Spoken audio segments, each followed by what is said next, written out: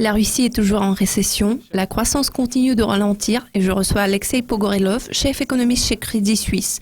Il va nous parler des perspectives de la paire euro-rouble. Alexei, quelles sont vos prévisions pour un mois ?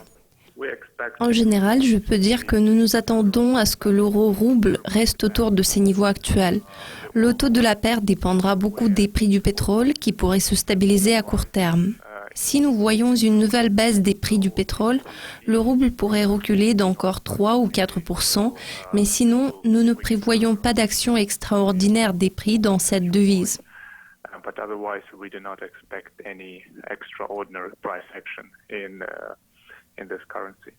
Le président de la BCE, Mario Draghi, a tenu un discours ce lundi.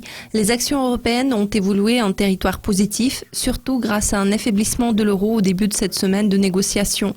Si nous analysons les perspectives de cette paire dans l'intervalle des 3 mois, quel genre de comportement de l'euro-rouble envisagez-vous ? Nous nous attendons toujours à ce que l'euro s'affaiblisse face aux principales devises en raison des taux d'intérêt négatifs. En outre, traditionnellement, le premier trimestre de chaque année est très favorable pour la Russie d'un point de vue saisonnier.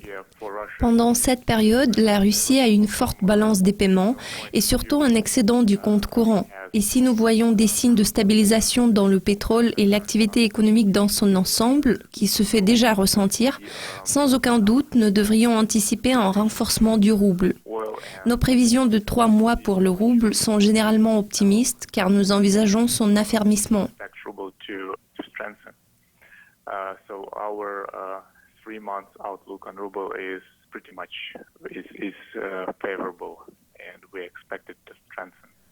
Enfin, en parlant des perspectives de cette paire étalée sur un an, à quel niveau pourrons-nous voir l'euro-rouble dans 12 mois ?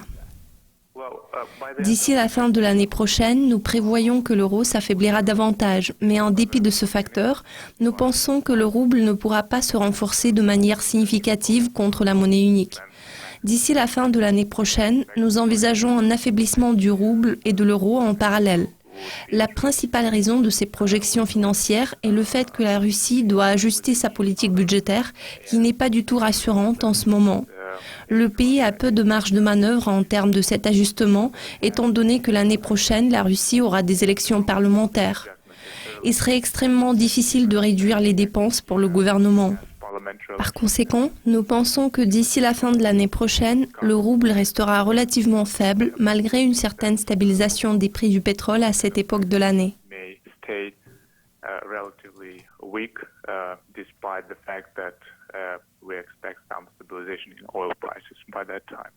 Alexei, c'était un plaisir de discuter avec vous, merci. C'est tout pour l'instant, mais restez avec nous tout au long de la semaine pour plus de mises à jour et de prévisions financières. À très vite.